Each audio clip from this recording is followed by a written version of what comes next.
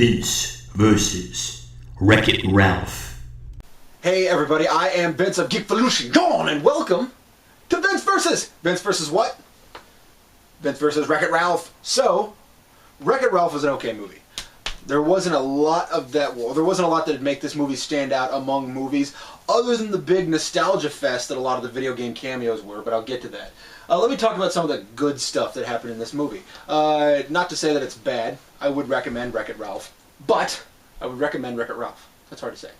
So, there's a lot of little creative bits. Now, the movie is really about, it establishes a world in which the world that we explore is an arcade. So within this arcade, the varying little worlds that these people live in are their video games, and then they can travel to other people's video games via the surge protectors, which are kind of like Grand Central Station. They run through that, up the cord, into the next game. That's really creative. I think that's a lot of fun. You know, the idea that a surge protector is Grand Central Station, that's neat. A little train station for everybody to go to the other games. That's really cool.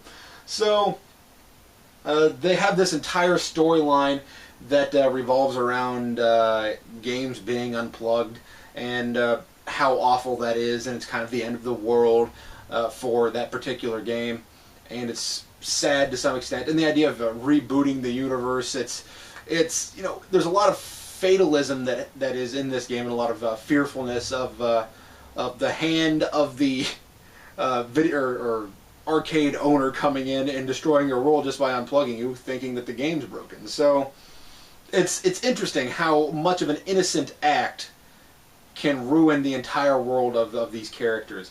So I feel like that's not necessarily fun, but it's interesting.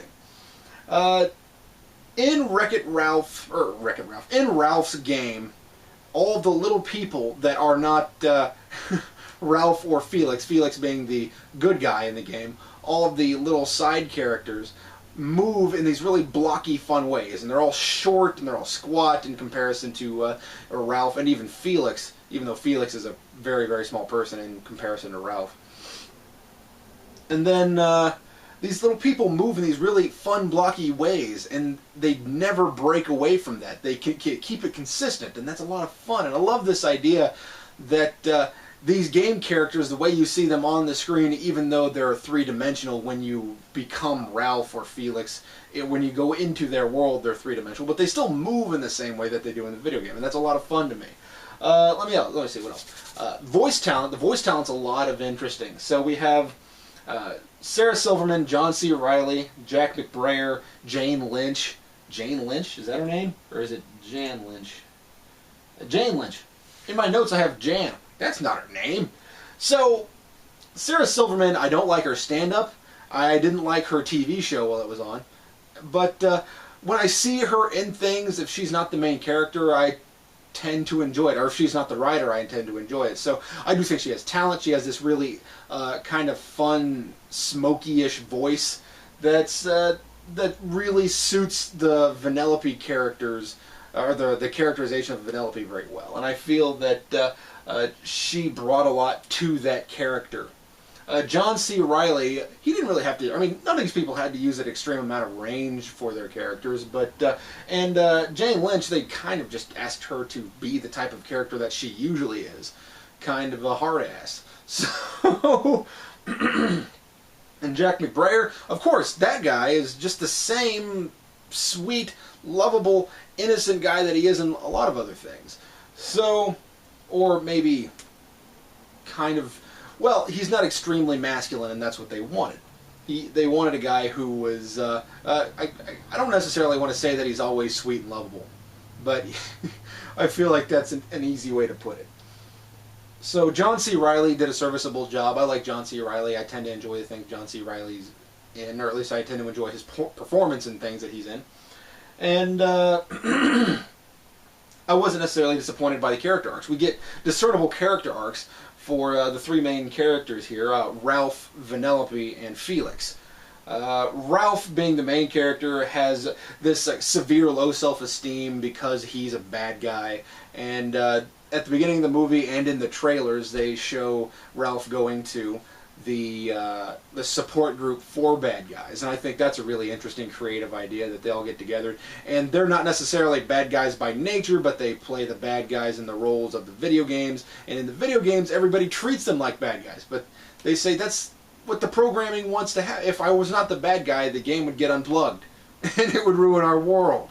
If I was not the bad guy, how would we get by? And that's what Ralph's world is about. That's what makes it so difficult for him. And these people have to seek refuge with each other because the people in their own world treat them poorly.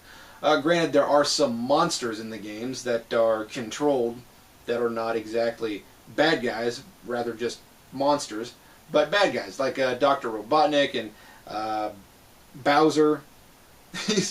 These people show up in the movie, and it was a lot of fun to me. I got a huge kick out of the cameos, but again, I'll get to the cameos and tie that into something else here in a minute. Vanellope has these aspirations of being a racer within the game that she's in. It's a racing game. You play these little little candy-based characters through this little candy world, and Vanellope wants to be a racer, and Felix. Oh man, Ralph. I couldn't think of Ralph's name for a second. Ralph, their character arcs cross, and they end up helping each other out. And I thought it was a really well-served idea, these characters coming into each other's worlds. Now, I will say that I feel like there are lots and lots of arcade games within the connection that we don't really get to see, and I would love to see more of the arcade games. I would like to see more, because we only really go into maybe three video games. And so Ralph goes into these other video games looking to get medals and stuff, and what saddened me was that they set up that all of these people are so integrally or so connected and interrelated, and everybody knows each other, and there's lots and lots of video game characters, but we don't go into the other ones. And I didn't necessarily need to go into games, or I didn't necessarily feel that they had to go into games that we knew, because they, of course, already used their characters in the in Grand Central Station and in the Grand Central Station, the terminal, whatever. It reminds me of Grand Central Station. Anyway, but moving on. So Vanellope, because I feel like I've beat that dead horse, I wanted more games. Not necessarily that they had to do it. It might have overcrowded the story and then made it feel more like a video game than a movie. Even though it was based on video games. So Felix even has a character arc, and Felix, basically, he's a fixer. He wants his things to stay the way they are. If something changes, he puts it back to the way it was. Ralph breaks it, Felix fixes it, makes it the same as it used to be. So Felix resists this idea that Ralph is trying to be, or at least treated properly, or at least treated as a human being by the other characters in the game. As much of a human being as a little strip of code that is a person can be. So, Felix, of course, has this acceptance story arc that he has to go over. Not that you couldn't have seen that coming. So, I feel like this movie has definitive stages, or at least definitive different locations. So he moves from the Wreck-It Ralph game into this big alien killing game, and into the game that involves Vanellope as a racer. So I feel like that adds a potential for people to say, well, because they use different stages, and because he's trying to achieve something different in these stages, that he himself is playing a video game. Well, or that the viewer is watching something that's constructed like a video game. Well, that's not exactly fair, especially because considering that most of the movie takes place in Vanellope's game. It's not like they go out just cruising for medals.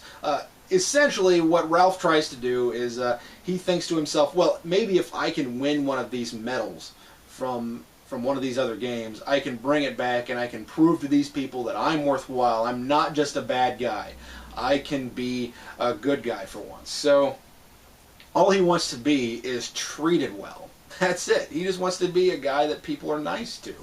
And he goes looking for this medal thinking that that's going to happen. So he goes and, spoiler warning, he gets a medal, and then throughout the rest of the movie, he's just trying to hold on to it. It's really difficult for him to hold on to this medal.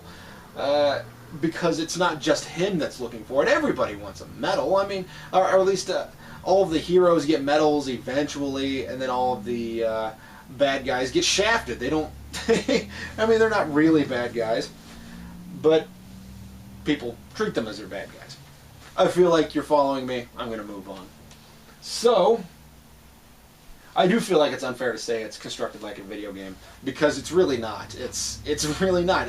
He doesn't go through and try to achieve different things, even though he even plays a mini game during the movie. It's fun that they have all of these references to video games and all of these references to video game standards, but I don't think that that's worthwhile to call it a video game construction, or has the construction of a video game anyway.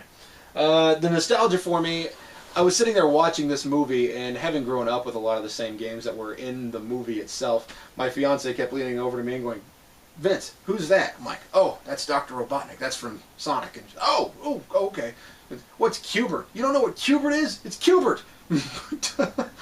But I enjoy the idea. I like all the cameos of the video game characters, and I feel like that's a lot of fun and completely worthwhile.